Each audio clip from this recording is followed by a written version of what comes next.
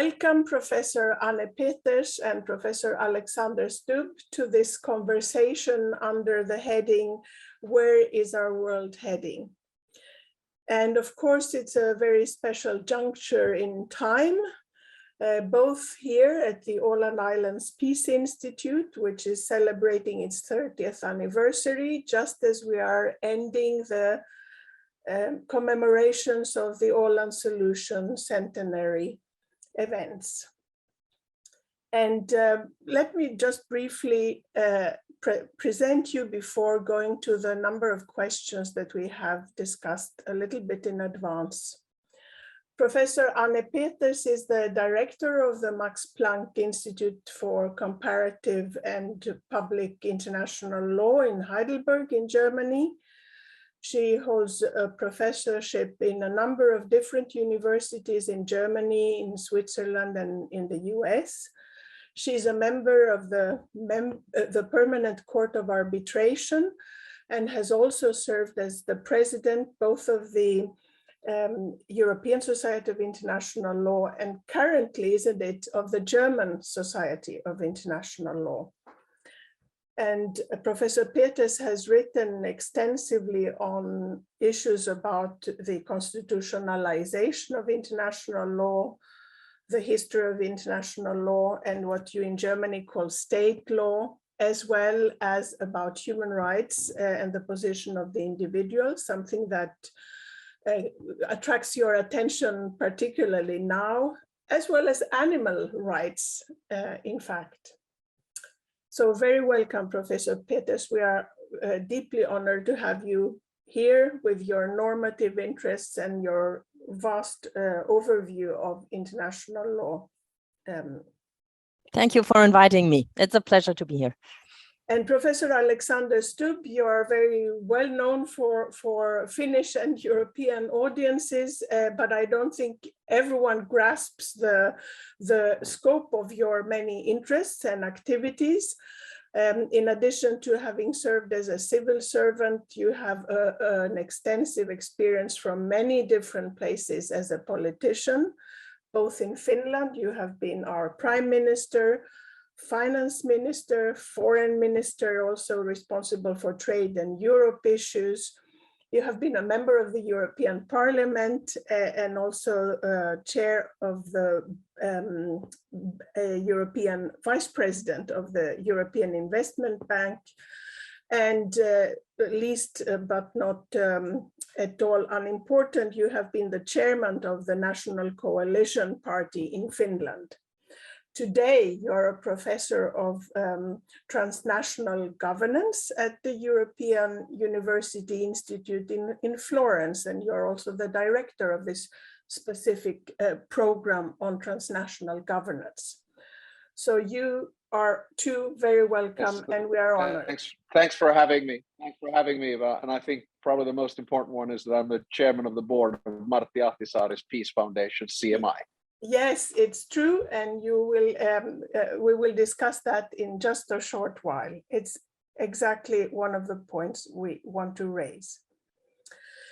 So we are at a special juncture of time today, and many people feel, I would say, lost a little bit in what is happening. There is so much happening around. So one goal with this conversation is really to take note of your interpretations about where do we actually stand today? What are the major global themes and trends today?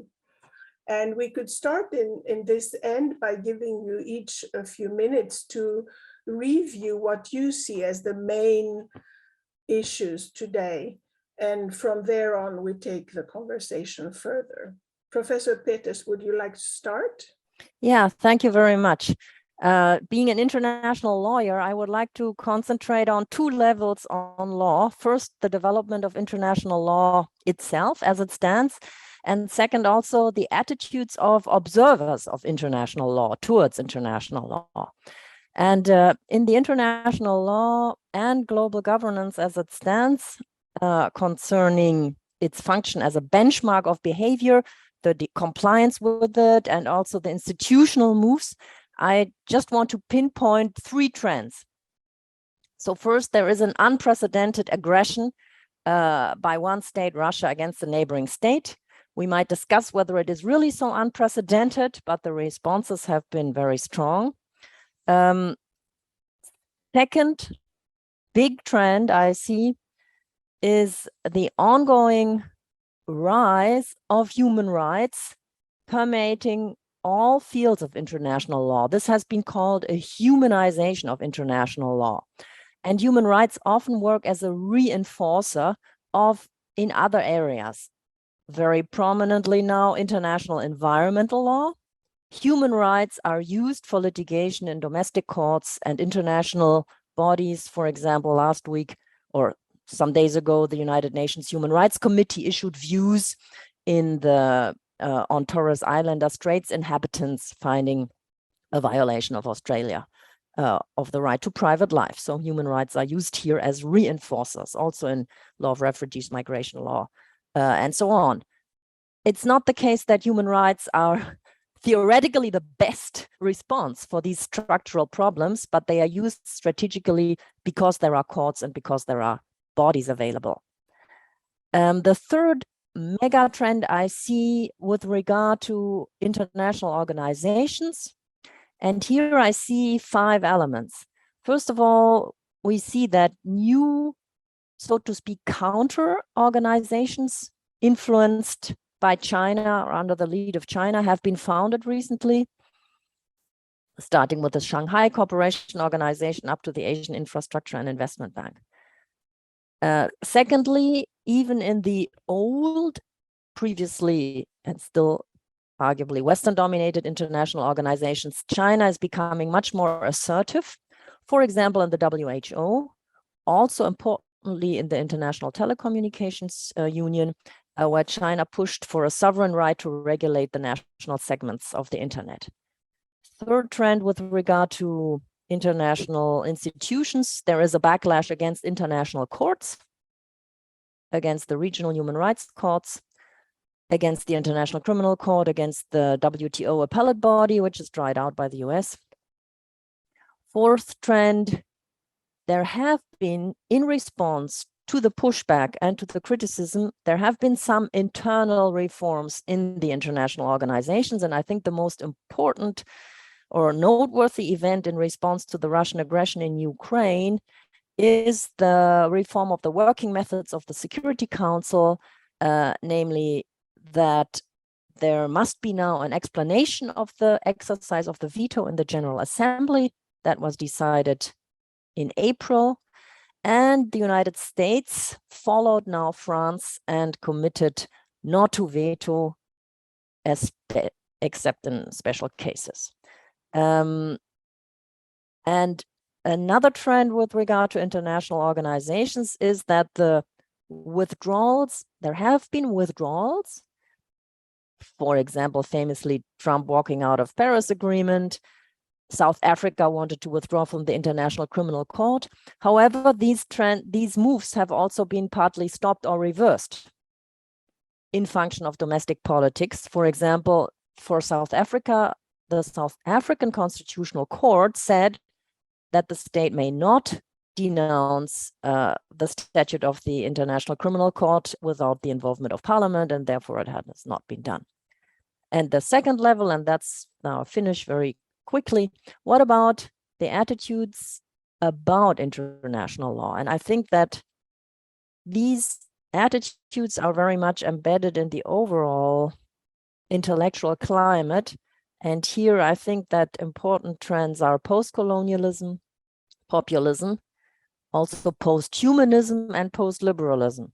And these attitudes lead to a skepticism or even hostility towards international law, but for very different reasons.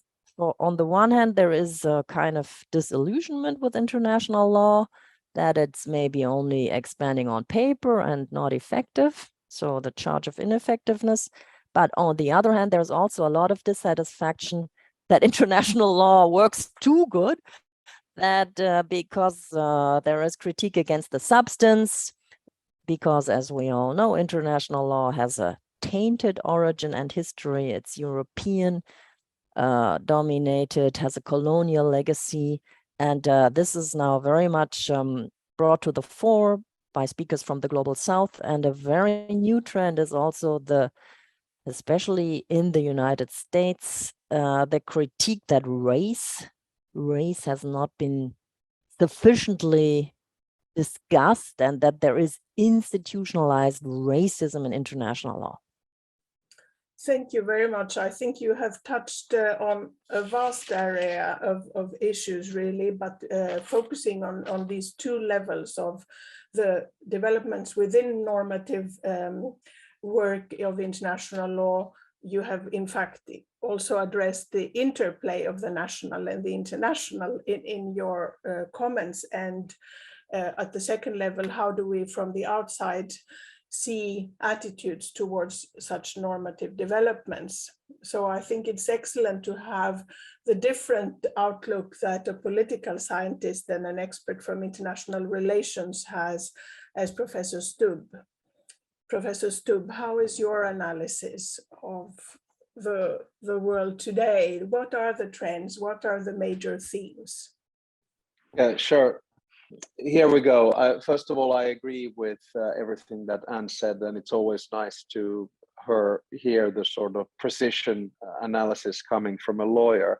I'll try to bring it into international relations and politics by saying that I think in the past 80 or so years, we've gone through three phases in international relations. The first one was from 1948 to 1991, and otherwise known as the Cold War.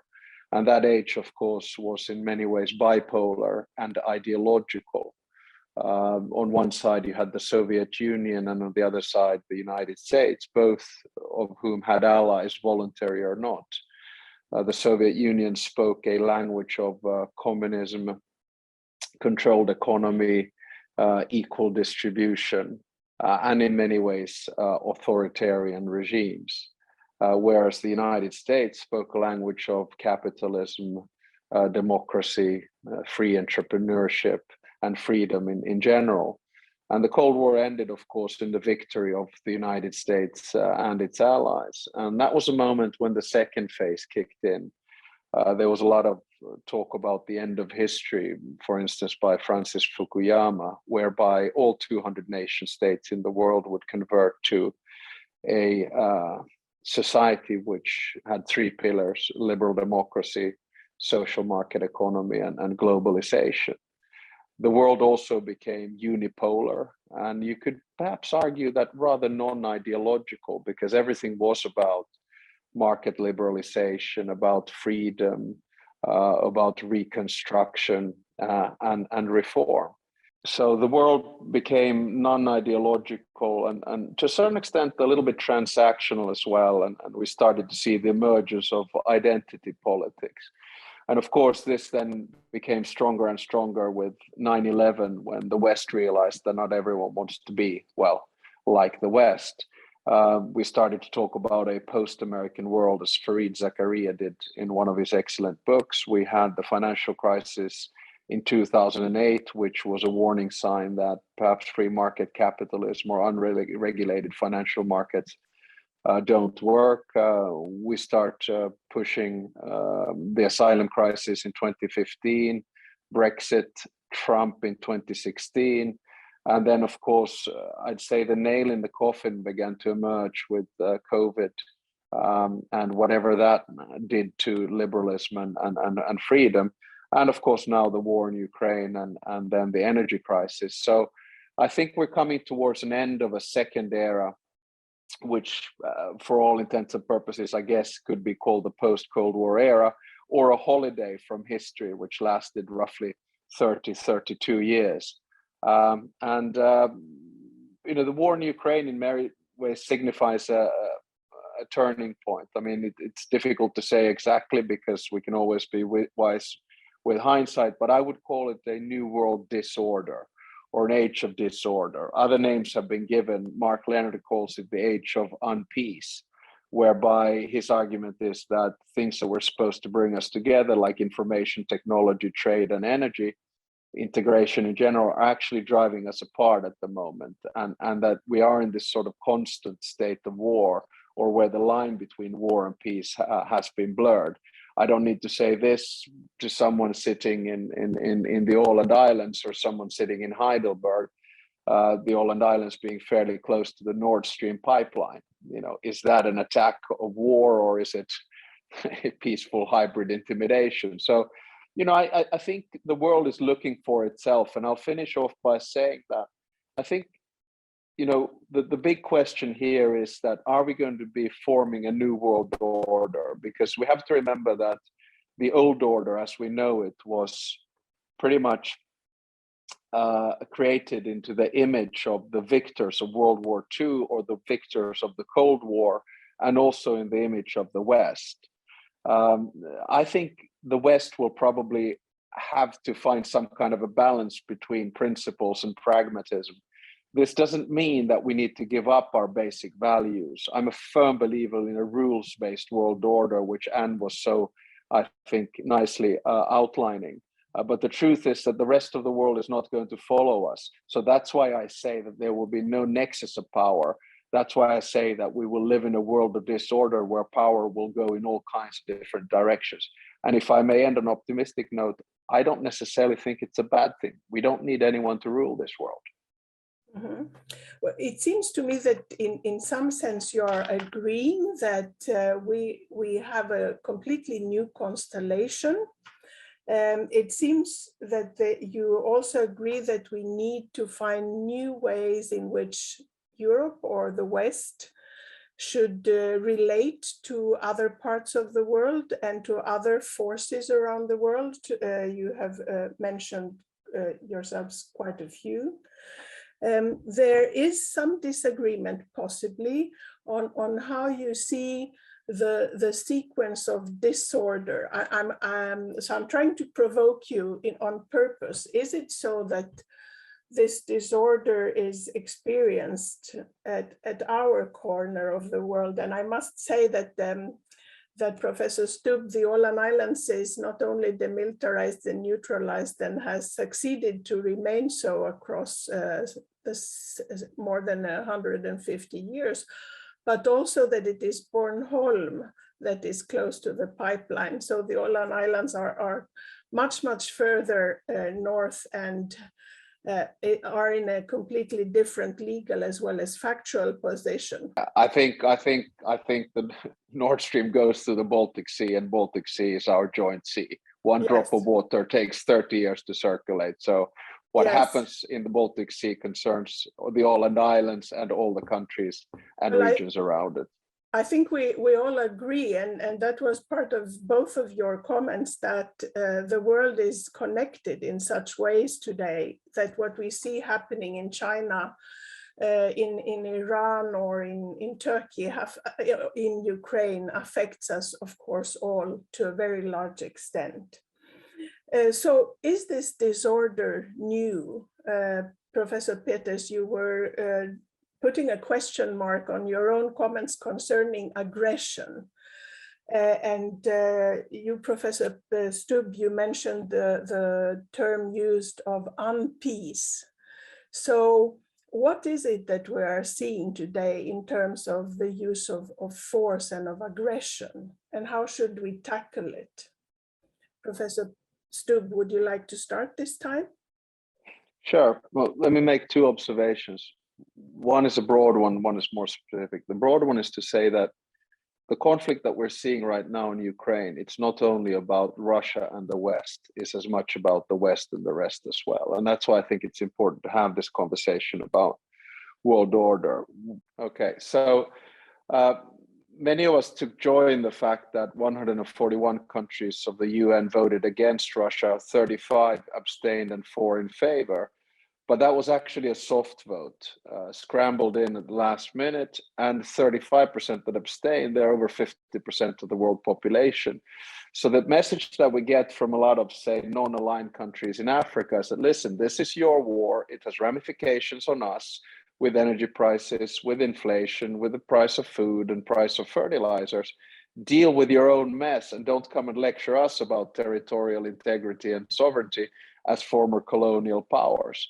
And I think this should be a little bit of a wake-up call for the West in understanding that, you know, it's a very difficult situation. The second point is that, having said this, I think it's completely impossible to stay neutral in this kind of a situation. I mean, you either believe in international law and norms, or then you don't.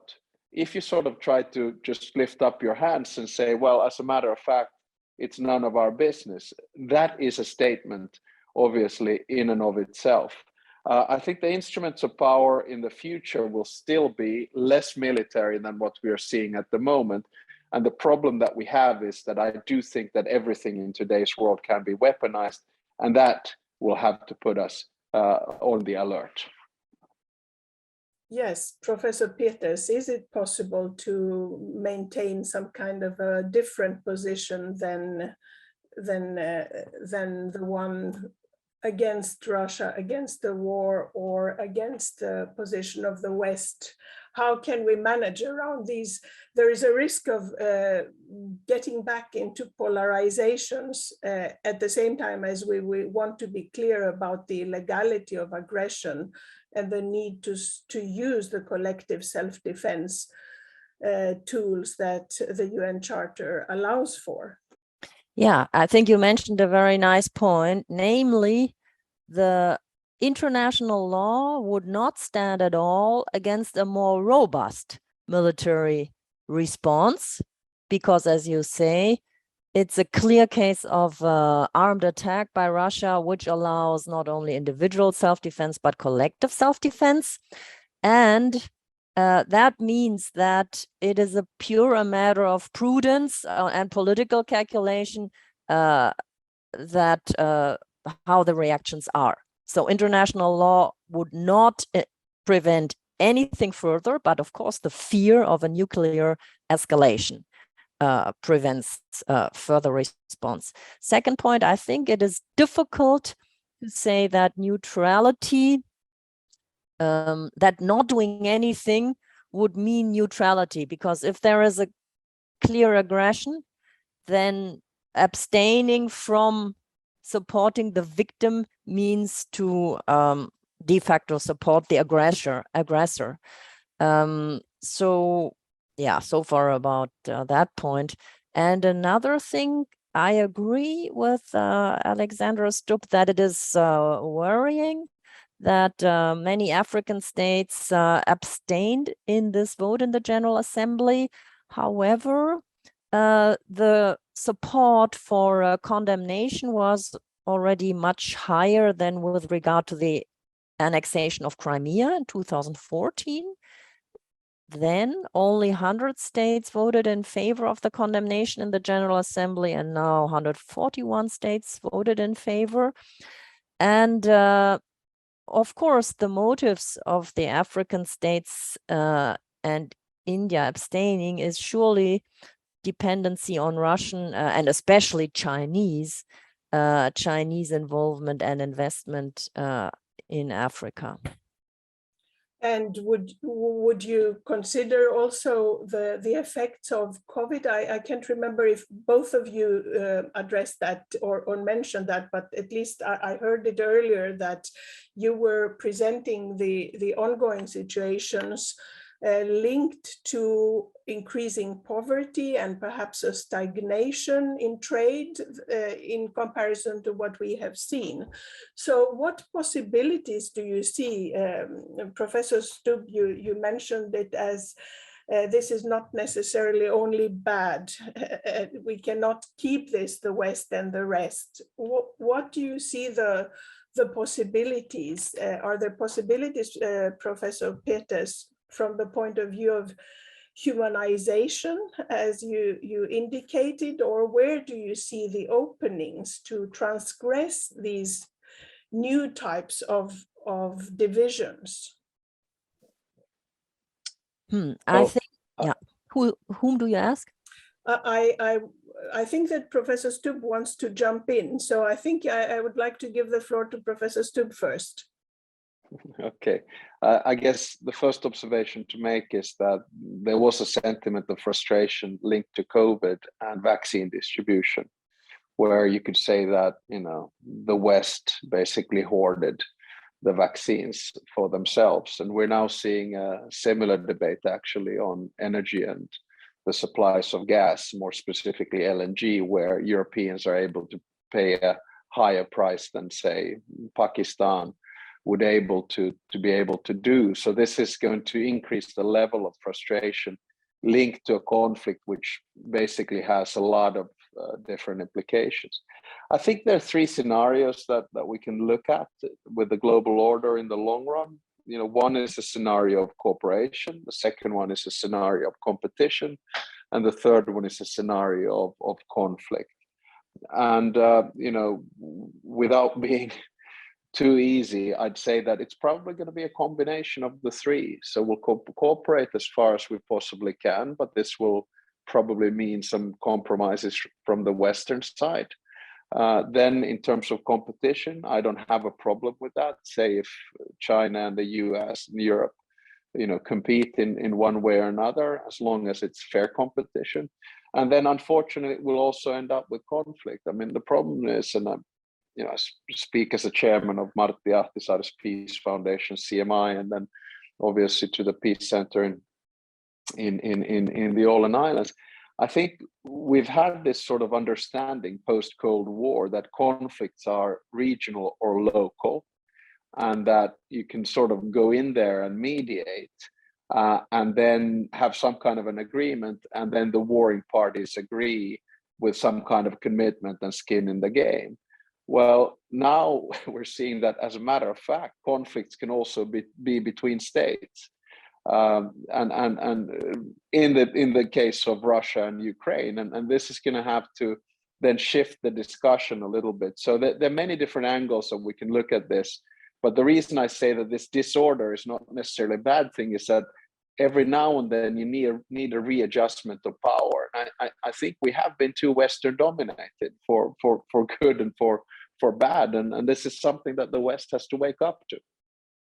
Yes, Professor Peters, you were into yes. aggression. I fully agree on that point, that the West has to wake up and become much more responsive to the quests and demands of the global South. China, coming back to this, I think most important player now, is very much presenting itself also as a spokesperson for the global South, and plays the card of a developing country, although we can discuss whether it still fits in that box. For example, promotes a development agenda, promotes reforms of the WTO. So we have to take that seriously. And we also have to look at the cooperation between Russia and China. These two states have been continuously, or since 2016 at least, issuing statements on international law and global governance. And the most recent one was directly in February at the occasion of the Olympic Games. It has been said that Putin there got the permission to go into Ukraine, but they issued, in any case, the official text issued is again a joint declaration on global governance. And there, what I find interesting is the declaration begins with democracy and human rights. So the states, one could say, do pay lip service to liberal values, although, interestingly, the rule of law is not mentioned, but long passages on democracy and human rights. However, one might observe that the contents of these buzzwords is quite shallow or even emptied, saying that democracy, each country according to its traditions, China and Russia have 1,000-year of tradition of democracy, and similarly with human rights. So here there is the danger that the Western origin constitutional principles are in a way transmogrified. However, that is not so different from the situation during the Cold War, I think. However, Russia and China both say, that's an important point, they explicitly say that this is now different that this is now a new period and it's a different type of cooperation that they propose. And final point, and then I stop. We see that the international organizations are very slowly and very hesitantly reforming. For example, shift of the weighted or reponderation of the weighted voting in the International Monetary Fund. I mentioned the reform, or very small, modest reform of the Security Council. There has been movement in the Food and Agriculture Organization towards more inclusiveness to create a plenary, I think, food civil society mechanism on food or so. This is all very, very slow. You can say too slow and too modest, but I think it's normal because institutions are also sticky to some extent.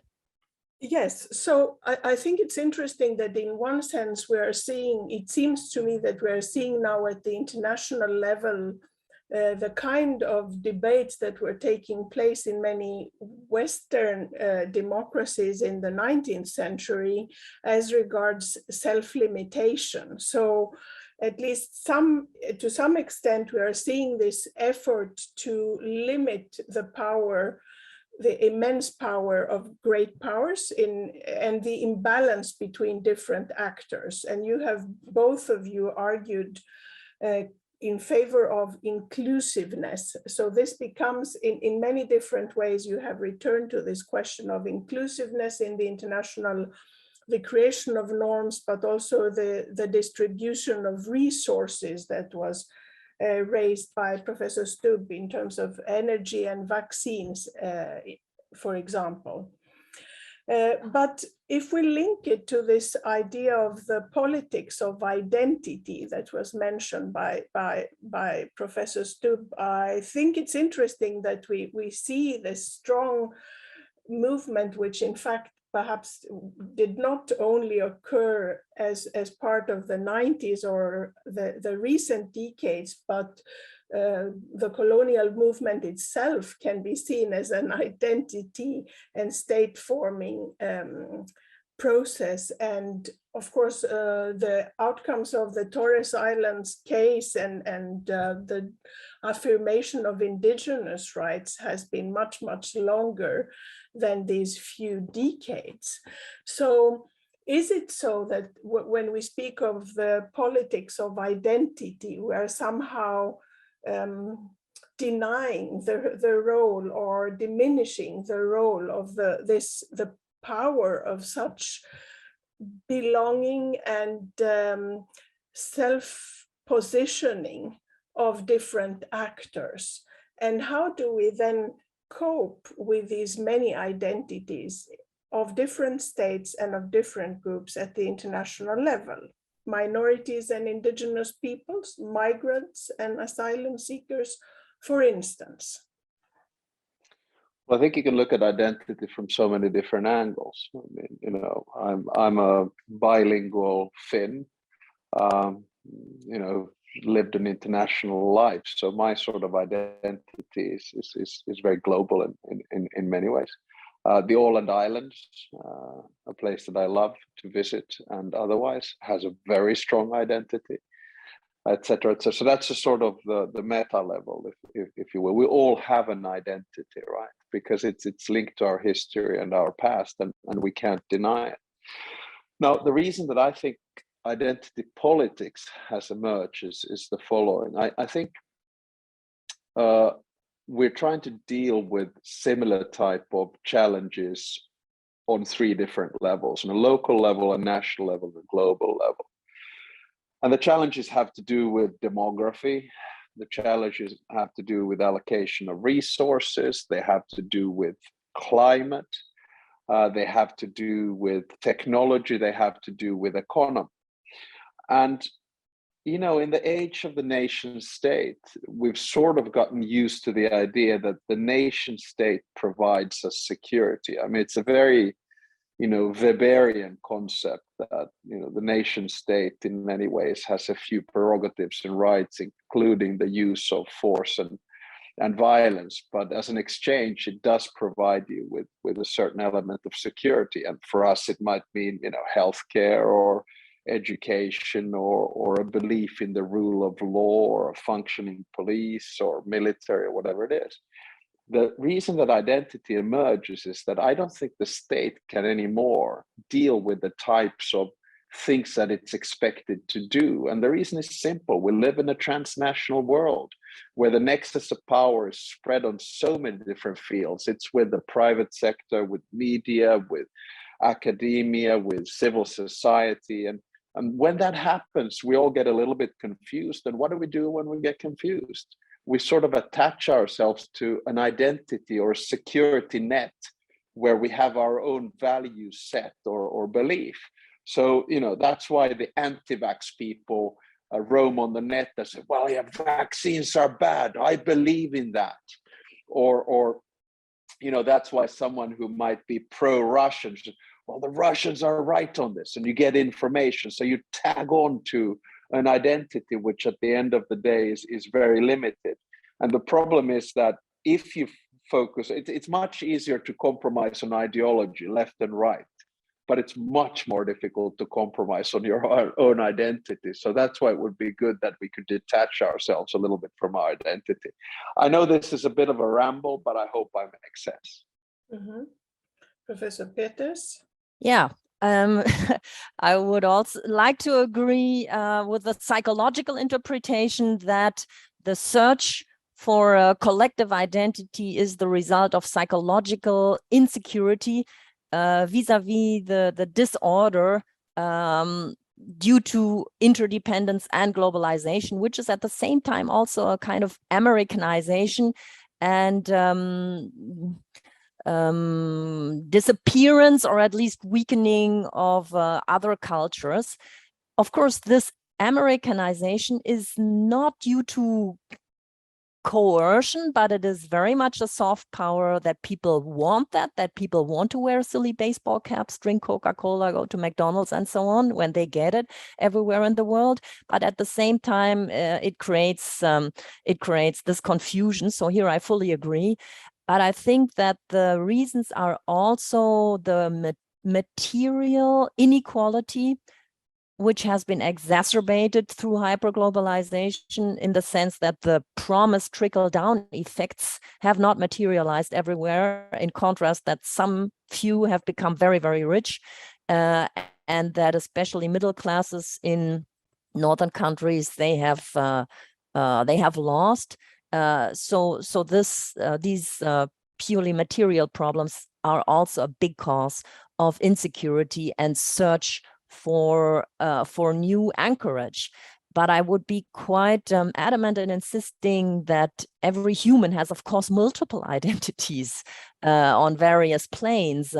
I'm a professional, I'm a mother, I'm a German, I'm also a Swiss, but I'm also locally enrooted. So I think it's quite, we should, one should try to counter, to go against this completely one-dimensional tendency. One final point with regard to COVID, which Alexander Stubb also mentioned as one important element in this puzzle of, or this complete falling apart, which we now seem to be in. It's true that there was vaccine nationalism by the states which had developed good vaccines, but also Russia and China has extensively, I would say more than Western states, engaged in vaccine diplomacy by delivering the vaccines, which actually don't work. I mean, or work very badly. So, I mean, it's fine to get a vaccine present if it doesn't help. Thank you very much. So it seems that also here you agree that there is a strong material element in our world today that we should not forget about. It's not only about power in some abstract sense. It's not only about vetoes and power in international organizations, who is there, who speaks. It's actually also about access to basic material things. You have mentioned energy and vaccines and we can add food and so on. And perhaps that one can say that part of our collective psychological choices are made and are constrained by these rather material conditions in which we are in, and we are perceived as being falling into this or that category, the category that is included and the category that is excluded. So you have identified, as I understand so far, three main points. One is a new order, which is multipolar, which is much more difficult to figure out because there are many actors and many different agendas. Some of them are perhaps not very peaceful, but they are there. The second trend, a quest for inclusiveness, which is very strong. And it seems to me that you're saying that this inclusiveness argument comes both at the level of realist analysis of power and East and West and North and South, but it's also a quest of inclusiveness at the level of groups and individuals within and between countries. And finally, you're saying that the material conditions and the inequalities cannot be disregarded or forgotten in this practical situation. So I think we can perhaps agree that this is a superficial analysis of the many points that you have been making so far. Still, we have the questions of how do we then deal with the use of force, because I think that the use of force remains as a major stumble block. Also in the polarizations, and it's linked to the colonial experiences and the post-colonial narratives. It is connected to identity in the sense of being felt as ontologically threatened by this or the other side, and we can see it very clearly around Ukraine. And aggression, as you said, Professor Stubb, has also returned as interstate aggression. So how should we describe the state of use of force in international relations today? And do we have the tools to address it? And how can we overcome the polarizations around the use of force today?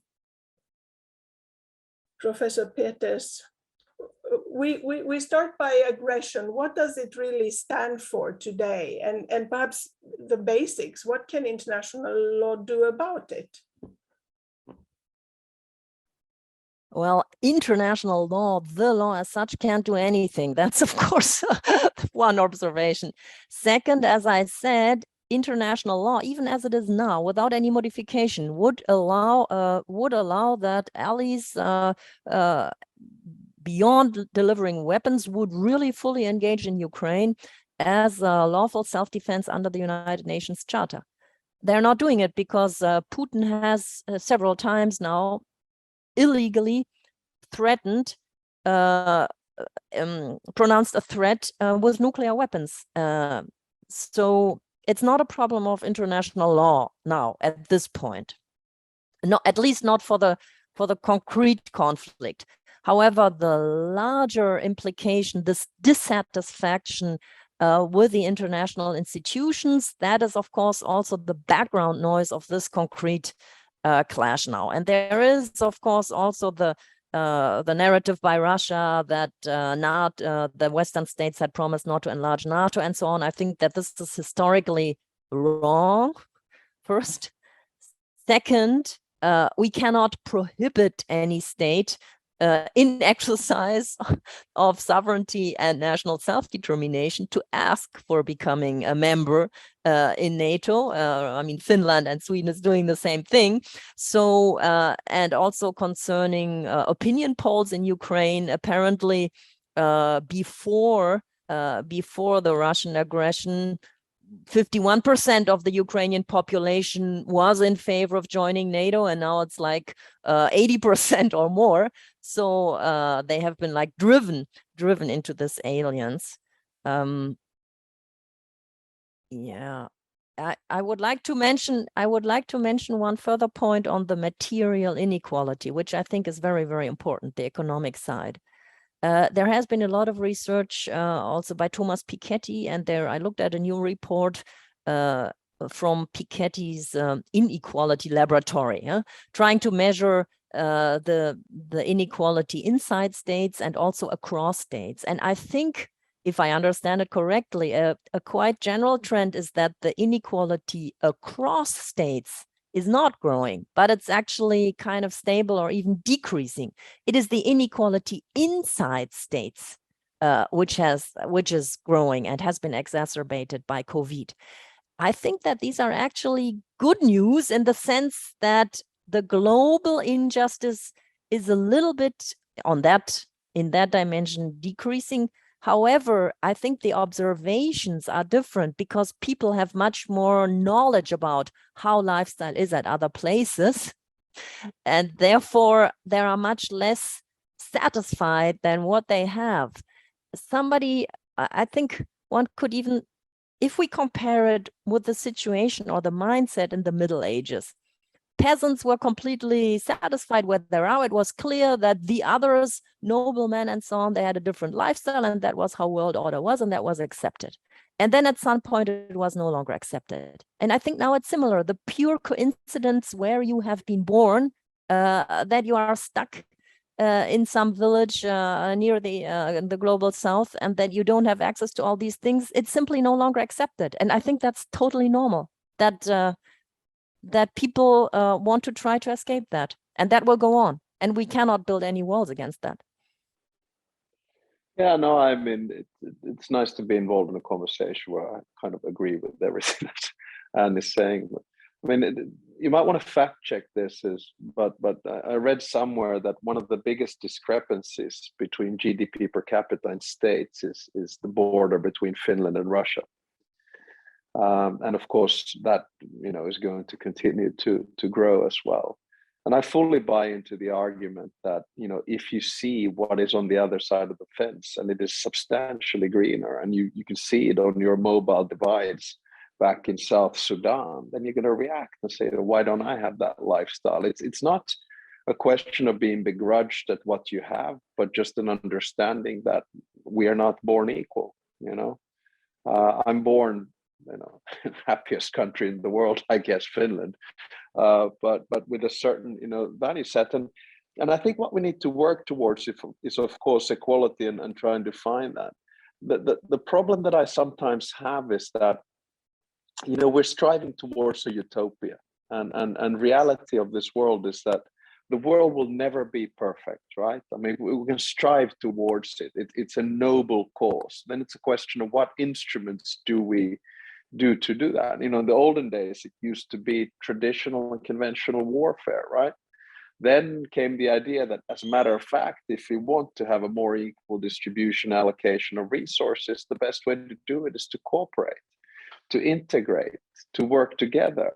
And now again, European borders, first in 2008 with Georgia, then 2014 with Crimea, and now a full-blown attack on Ukraine. Russia has come to a different conclusion. And again, we don't live in a perfect world, but at some stage this war will have to end, and then we will have to try to start rebuilding again and see how we can allocate those resources. Then on the way, we have a whole bunch of black swans.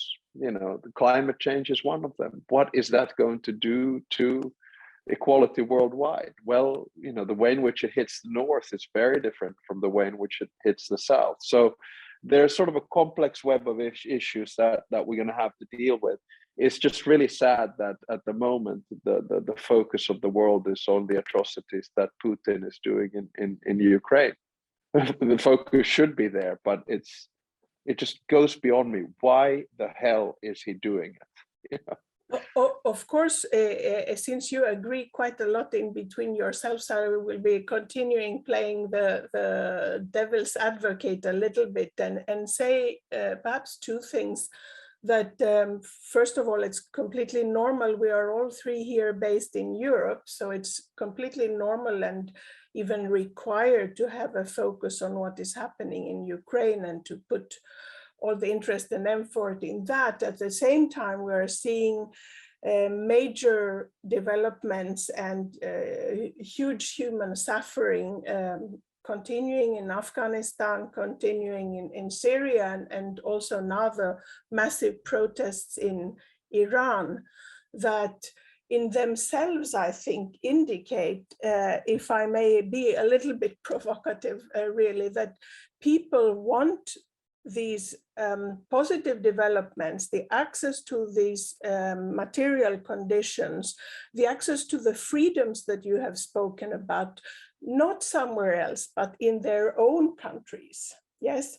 So I think that there may be a risk of being misinterpreted, that it's normal to look over the fence, as you were saying, and want to go somewhere else. But we do have those in Russia, in many, many other countries that are in need of an asylum procedure. And do we see then that we, on the one hand, do we allow for this development inside states? And what do we do with what is happening inside states? Because I would guess you agree with me that, as you indicated, the Russian aggression against Ukraine is in one sense exceptional. It's very few such clear-cut cases we have today. So do we allow this lip service that is paid to human rights with regard to minorities in China or with regard to the inequalities in India and so forth? How do we deal with this outside? Yes, if I may, because I have a hard deadline for my next event in exactly 5 minutes, so I'm going to have to go. So I think this is a good one to end up on. First of all, it's very difficult for anyone, I think, in this world to take the moral high ground. And I think that's always a dangerous path. When you think that you know better than someone else, that's, I think, when you are sort of leaving the fountain of knowledge. We live in a world where quite often, realism meets idealism. That we have a certain ideal or even a utopia of how society should function. And as I've said before, I think we're right to do so, and it's good to dream and strive towards it. At the same time, there are some realities in this world that we have to take into account and understand that we're never going to live in a perfect world. So let's just break what you were just saying. Do you believe in the right or the RPR, responsibility to protect?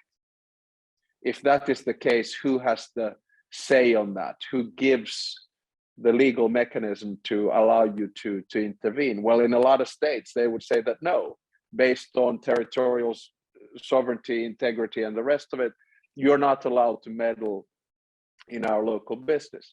I think at the end of the day, and I'll finish off with this, it boils down to which system will win, control or freedom. And I think that if there was a scale of a balance, I think freedom is always better than control. But I stress that there has to be a balance, because with total freedom, we approach anarchy, and that's a dysfunctional society. But we've seen it lately, and I think it'll always be this sort of pendulum swinging back and forth. Finish with this. A year ago, we would have said, oh, China has dealt so well with COVID. Look, they had full controls and they were much better off. And look at the Chinese economy and system of state capitalism. Aren't they doing great? Well, a year later, things don't look necessarily that good. So, we'll have to live with this imperfect pendulum swinging back and forth. Thank you, Professor Peters. Yeah, concerning realism and idealism, I think that, of course, these are not two different boxes. We all know that our interests are also shaped by our ideals and by our preferences. And I think it's very important always to look bottom up. We have to ask and look at what people really want. Of course, we're speaking of Russia now. from an international relations and international law perspective, it is the state as an entity. But of course, it's one crazy man surrounded by some people, and the population is complacent and has kind of privatized itself and try not to meddle with politics. And the result is now what we have. Another point is that, and this underlines what has been said, Russia has been a kind of factor of order in the post-Soviet empire. And the fact that Russia is now absorbed with Ukraine immediately shows that the military conflicts, which I think had been kind of covered up, for example, between Tajikistan and Kyrgyzstan, of course, Azerbaijan, Armenia, they are flaring up. So this shows that once this factor of order, however illegitimate it appears, is gone, military conflict with results of loss of lives and so on is getting worse in that space of the globe. Concerning now the responsibility to protect, which has been accepted in the United Nations General Assembly in 2005, but which has, according to many, been overstretched in Libya, and that then led to exercise of the veto by Russia and China with regard to Syria. So many say that this is a failure, but I think that as a principle, it is very valuable because it shifts the point of departure of the argument from the rights of states to the needs of the victims.